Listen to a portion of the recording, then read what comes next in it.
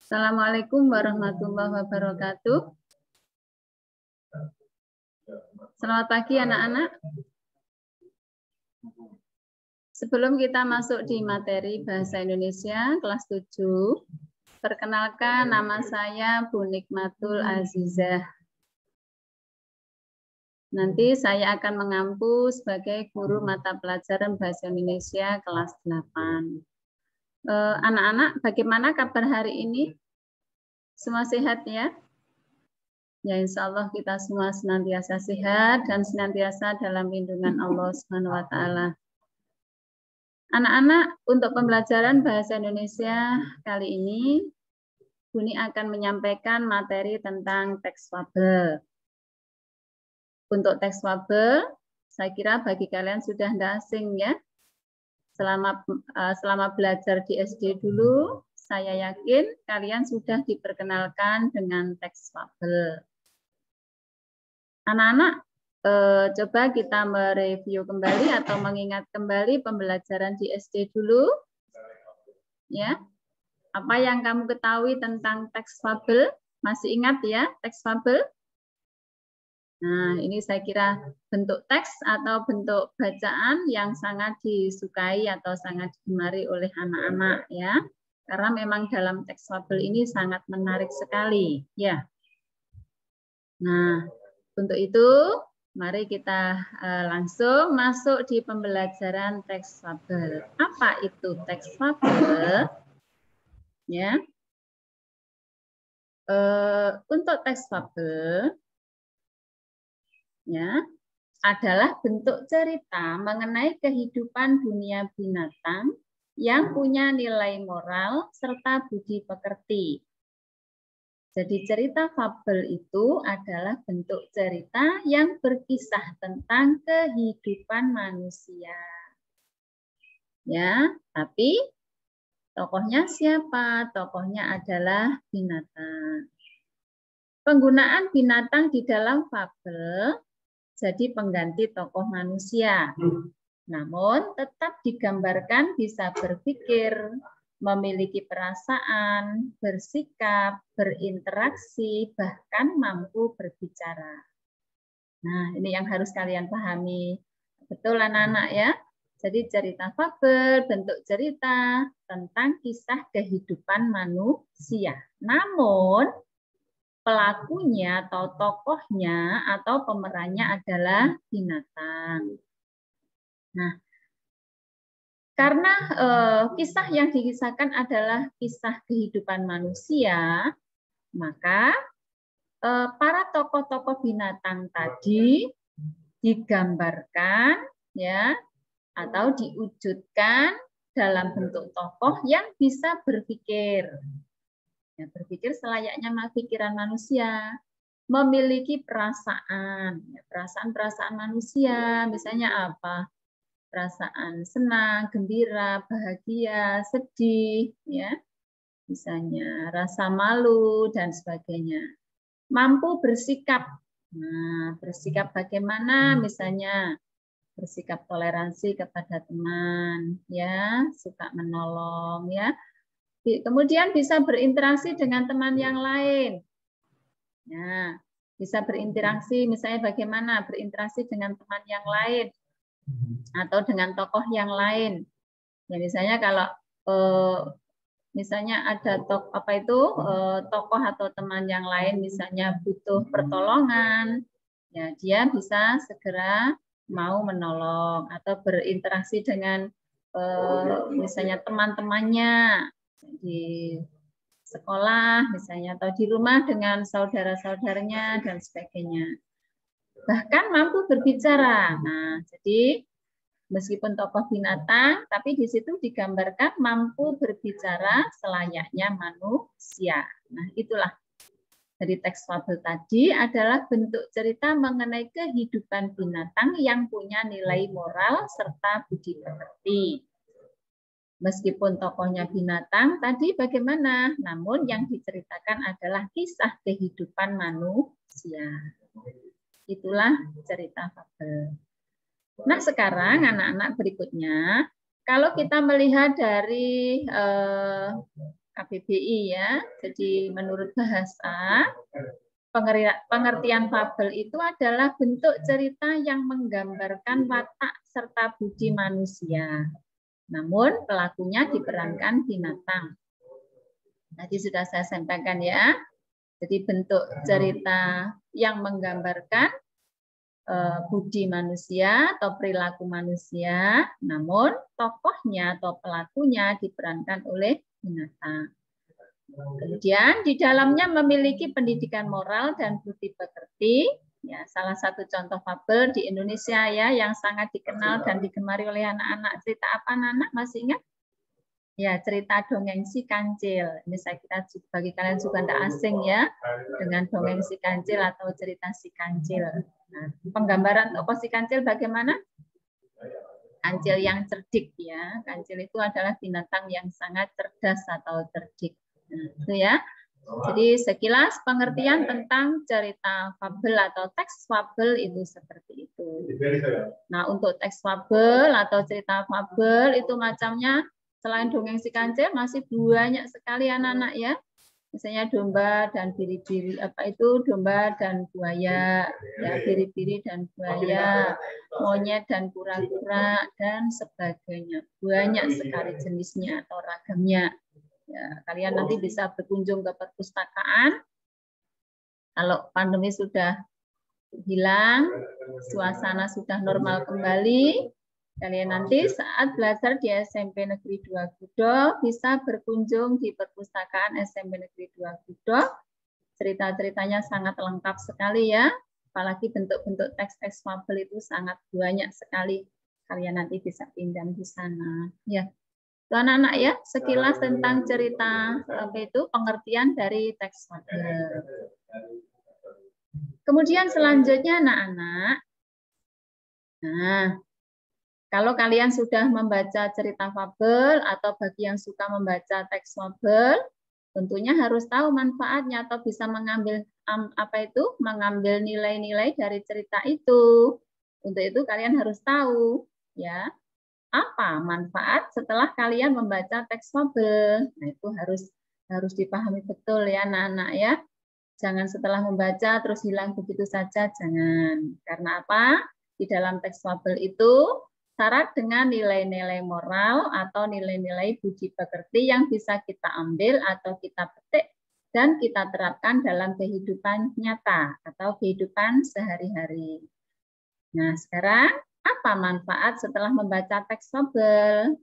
Nah, tentunya manfaat dari fabel itu adalah syarat dengan nilai moral dan karakter. Jadi syarat dengan nilai moral atau budi pekerti atau karakter yang bisa kita petik dan kita terapkan dalam kehidupan nyata atau kehidupan sehari-hari.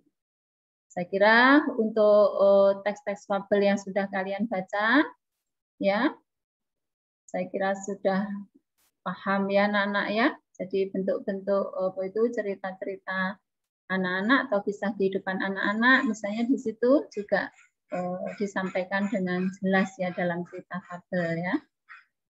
Nah, untuk selanjutnya, untuk bisa memahami isi cerita fabel, tentunya kalian harus tahu unsur-unsurnya dulu. Nah, di dalam teks fabel itu banyak sekali unsur-unsur atau bagian-bagian penting di dalam ceritanya. Nah, mengapa kalian harus bisa memahami unsur-unsurnya? Karena kalian nanti akan bisa tahu isi atau makna dari isi cerita itu, ya, dengan cara kalian memahami tiap-tiap unsur atau bagian-bagian dalam cerita fabel. Nah, sekarang unsur apa saja yang ada dalam cerita fabel? Nah, diantaranya satu, dalam cerita fabel itu harus ada tema. Jadi, seorang penulis cerita itu tentunya punya tujuan ya anak-anak ya. Tujuannya apa? Ya, ingin menyampaikan sebuah cerita. Jadi dasar yang itu tema yang akan disampaikan itu nanti tentang apa? Itu penulis cerita harus punya dulu. Jadi tidak asal tulis ya. Misalnya Penulis cerita akan menulis cerita dengan tema pendidikan. Selain pendidikan, misalnya temanya tentang persahabatan. Nah, temanya harus ditentukan dulu ya, supaya apa? Supaya dalam menulis cerita itu nanti, cerita tidak akan meluas atau melebar kemana-mana. Jadi fokus pada satu pokok masalah tentang apa? Persahabatan. Misalnya begitu ya anak-anak ya. Misalnya dalam cerita itu ingin menyampaikan tema tentang kedisiplinan. Nah, oleh karena itu, dalam menulis cerita nanti, penulis juga begitu, harus fokus pada salah satu pokok masalah saja, yaitu tentang kedisiplinan. Tidak boleh melebar atau meluas kemana-mana. Ya, itulah yang dimaksud dengan tema. Nah, untuk tema, anak-anak sebetulnya tema itu juga luas ya. Jadi ada tema umum, ada tema khusus. Misalnya saya ambilkan contoh begini. Misalnya penulis ingin menulis cerita tentang tema persahabatan. Nah, kalian bisa tahu ya bagaimana bentuk persahabatan itu. Tentunya bentuk persahabatan itu adalah bentuk ikatan pertemanan atau sahabat, di mana di situ ada rasa saling melengkapi, saling membutuhkan, saling menolong, saling mengisi dan sebagainya. Kalau misalnya dalam sebuah persahabatan itu ada pengkhianatan, misalnya apa, anak-anak? Kita coba misalnya dalam persahabatan itu ada bentuk salah satu sahabat itu melakukan satu kebohongan, misalnya ya. Nah, jadi kalau di salah satu teman itu berbohong kepada kita, bagaimana anak-anak perasaan kita? Nah, tentunya kecewa anak-anak ya. Nah, kita merasa kecewa karena sudah dibohongi oleh sahabat kita. Nah, untuk itu misalnya dalam tema persahabatan tadi, dalam cerita itu dikisahkan ada salah satu sahabat tadi melakukan kebohongan kepada kita atau membohongi kita. Tentunya bagaimana akhirnya endingnya nanti akan merusak tali persahabatan atau ikatan persahabatan di antara kita. Itu ya. Jadi tema umumnya apa tadi? Tema umumnya adalah persahabatan. Nah, tema khususnya kita ambil berikutnya tentang apa? Ya, jadi kebohongan akan merusak persahabatan. Nah, kalau pengarang sudah menentukan temanya tadi, misalnya kebohongan akan merusak persahabatan, tentunya tema dalam cerita itu nanti atau kisah ceritanya tidak boleh keluar dari pokok masalah tentang apa tadi? Kebohongan yang bisa merusak persahabatan. Itulah tema. Jadi tema itu adalah gagasan pokok yang mendasari isi cerita. Itu anak-anak ya, bisa dipahami ya dengan tema ya atau pokok cerita ya. Nah, jadi dasar cerita. Yang kedua adalah unsur yang kedua adalah alur. Alur atau plot ya. Jadi alur atau plot ini adalah bentuk rangkaian peristiwa dalam sebuah cerita. Nah, untuk alur ini juga harus kalian pahami betul. Karena apa? Karena untuk bisa memahami isi cerita, kalian harus bisa memahami urutan peristiwa atau rangkaian peristiwa dari awal hingga akhir dalam cerita. Nah, kalau kalian misalnya menonton cerita di film, di sinetron, atau membaca buku cerita, tapi alurnya kamu bingung, misalnya nonton cerita atau nonton film, alurnya bulet, ceritanya bulet misalnya, begitu. Kamu kira-kira bisa menemukan isi cerita apa tidak? Tentunya nggak bisa ya, karena tidak memahami alurnya. Jadi alur cerita atau plot itu bentuk rangkaian peristiwa atau jalan cerita mulai dari awal, ya, tengah, bahkan sampai akhir cerita, ya, yang meliputi dari bagian perkenalan, bagian konflik, dan bagian penyelesaian. Jadi dalam cerita fabel itu ada diawali dari bagian perkenalan atau bagian apa anak orientasi, masih ingat ya? Kemudian yang kedua bagian konflik adalah bagian resolusi, komplikasi, mohon maaf, komplikasi, dan Di bagian akhir atau penyelesaian adalah bagian resolusi. Ya, untuk itu mulai dari awal, tengah hingga akhir cerita harus kalian pahami betul. Jadi urutan peristiwa. Nah, bentuk alur atau plot itu bermacam-macam anak-anak ya. Ada yang alur maju, alur mundur, bahkan alur campuran. Ya, bentuk alur atau plot maju bentuknya bagaimana? Jadi urutan peristiwa dari awal hingga akhir itu bergerak maju, urut, berurutan sesuai dengan urutan waktu peristiwa. Sementara kalau alur mundur, itu adalah bentuk alur atau urutan peristiwa yang kembali ke belakang. Contohnya begini anak-anak. Misalnya ya, saat ini kalian sudah masuk sekolah SMP ya, di SMP Negeri 2 Gudo. Nah, misalnya saat ini kalian membuat cerita, menyusun sebuah cerita, tapi mengisahkan kisah cerita masa SD. Nah, berarti bagaimana anak-anak urutan ceritanya? Maju apa mundur? Tentunya mundur ya, mundur ke belakang. Nah, jadi kisah ceritanya saat ini, namun kamu mengisahkan kisah cerita masa-masa SD. Maka alur ceritanya bergerak mundur. Nah, jadi bentuk alurnya berbentuk alur mundur. Sementara yang alur campuran, itu dua-duanya dipakai. Jadi alur maju dan alur mundur. Misalnya kamu mulai sekarang menceritakan kisah bercerita tentang misalnya prestasi yang sudah kamu capai ya, yang sudah kamu raih. Misalnya cita-citanya dulu ingin masuk di SMP Negeri 2 Gudo. Urutan peristiwanya kan bergerak ke depan ya anak-anak ya. Namun di tengah-tengah cerita ternyata kamu memasukkan kisah masa-masa SD-mu dulu. Nah, kemudian kembali lagi ke depan atau maju. Maka alur yang kamu gunakan adalah menggunakan alur campuran. Kemudian lanjut. Untuk yang bagian 3 adalah latar atau setting. Latar atau setting ini adalah bentuk yang melatar belakangi terjadinya adegan peristiwa dalam cerita itu. Meliputi apa saja anak-anak? Ada latar tempat, latar waktu, latar suasana dalam cerita. Untuk latar tempat, ini maksudnya bagaimana ya? Tempat yang melingkupi dari terjadinya peristiwa itu. Misalnya, ceritanya di sebuah hutan, di kampung, misalnya ya, di sebuah desa, misalnya di rumah, di dapur, di sekolah, di kamar tidur, misalnya di jalan dan sebagainya. Yang kedua latar waktu atau setting waktu ya, waktu yang melingkupi terjadinya adegan peristiwa. Misalnya apa anak-anak? Waktunya pagi hari, siang hari, sore, malam ya.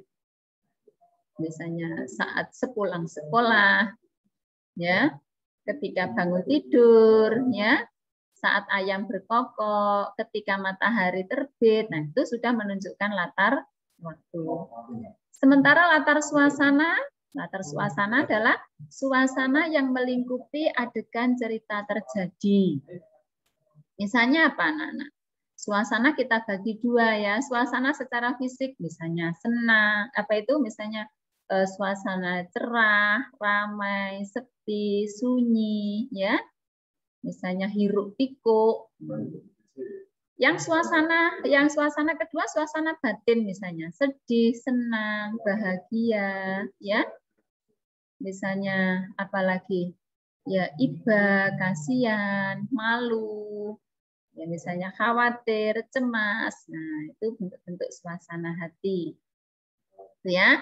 Jadi latar yang ketiga tadi apa? Yaitu unsur yang ketiga tadi apa? Latar atau setting cerita. Kemudian bagian yang keempat adalah sudut pandang atau point of view. Sudut pandang atau point of view ini adalah bentuk cara pengarang menceritakan tokoh. Nah, di sini pengarang atau pencerita itu bisa menggunakan sudut pandang. Jadi sudut pandang itu ada dua ya. Yang pertama adalah sudut pandang orang pertama dengan menggunakan tokoh aku. Nah, kata ganti orang pertama kan aku ya. Jadi artinya dalam cerita itu pengarang menempatkan dirinya atau posisi dirinya itu sebagai tokoh. Jadi seolah-olah menceritakan sendiri, menceritakan penulis sendiri karena tokohnya aku. Sementara yang kedua, pengarang bisa menggunakan sudut pandang orang ketiga, yaitu dengan menggunakan tokoh dia atau ia atau nama tokoh dalam cerita itu. Maka menggunakan sudut pandang orang ketiga. Ya, itu anak-anak ya, yang harus kalian pahami. Kemudian yang kelima adalah penokohan. Nah, maksudnya penokohan di sini dalam cerita fabel tadi tentunya kan kisah ceritanya kan diperankan oleh para tokoh. Nah, tokoh-tokoh tersebut, masing-masing tokoh tersebut kan memiliki karakter atau sifat yang berbeda-beda. Nah, mengenai sifat atau watak tokoh bermacam-macam anak-anak ya. Ada tokoh protagonis, ada tokoh antagonis. Kalau tokoh protagonis apa anak-anak masih ingat? Tokoh protagonis itu adalah tokoh yang memerankan sifat baik. Sementara kalau tokoh antagonis, tokoh yang memerankan sifat jahat atau sifat buruk. Nah, sementara yang ketiga ada tokoh tritagonis. Itu adalah tokoh yang berperan sebagai tokoh netral. Tidak memihak kepada tokoh yang baik, juga tidak memihak kepada tokoh yang jahat. Kemudian yang terakhir anak-anak, unsur berikutnya adalah amanat atau pesan moral. Nah, dalam cerita fabel, seorang penulis itu tidak asal tulis ya, tentunya mempunyai tujuan. Tujuannya apa? Ingin menyampaikan sebuah pesan moral kepada pembaca. Nah, untuk itu setelah kalian membaca teks fabel, diharapkan kalian mampu menemukan amanat atau pesan moral yang terkandung dalam cerita tersebut, hingga kalian bisa menerapkan dalam kehidupan sehari-hari atau bentuk kehidupan nyata. Nah, itulah anak-anak ya, dalam unsur-unsur teks fabel yang harus kalian pahami. Seperti itu. Nah, sudah bisa dipahami anak-anak ya, unsur teks fabel, unsur intrinsik teks fabel, ada tema, alur atau plot, latar atau setting, yang keempat sudut pandang atau point of view, yang kelima penokohan, yang keenam amanat atau pesan moral dalam cerita. Kemudian selanjutnya, nah ini ya, tema fabel. Temanya apa? Tadi misalnya saya berikan contoh. Nah, temanya tentang persahabatan tadi ya. Sudah bisa dipahami tadi ya. Nah, terus kemudian tadi contoh yang saya berikan contoh tadi apa? Akibat salah paham bisa memutus persahabatan. Akibat melakukan kebohongan bisa memutus persahabatan, ya. Kemudian contoh yang lain misalnya keberkahan karena suka menolong. Dengan teman, dengan sahabat, tentunya harus bisa saling menolong, saling membantu, saling mengisi, saling melengkapi, dan sebagainya. Itu ya tema yang bisa kita ambil dalam cerita fabel itu banyak sekali ragamnya.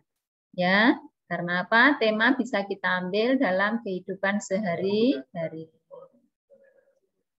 Nah, anak-anak coba perhatikan ya. Di sini ada sebuah contoh fabel yang berjudul Serigala Lapar.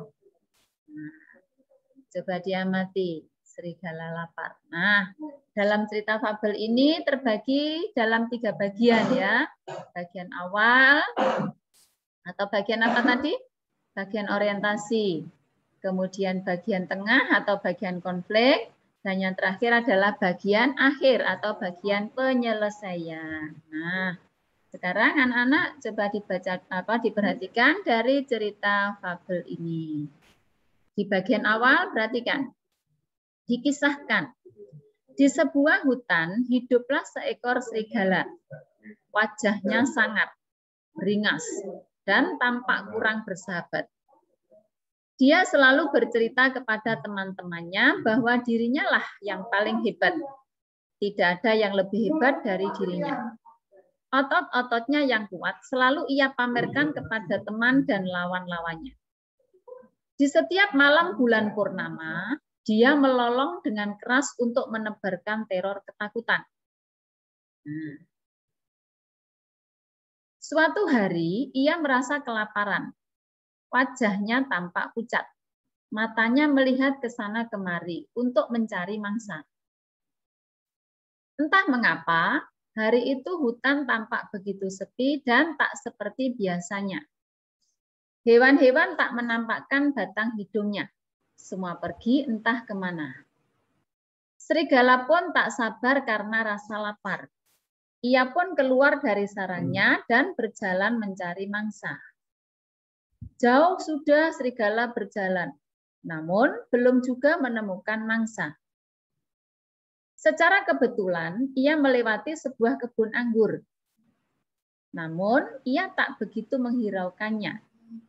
Matanya ke sana kemari, mencari seekor ayam untuk dijadikan mangsanya.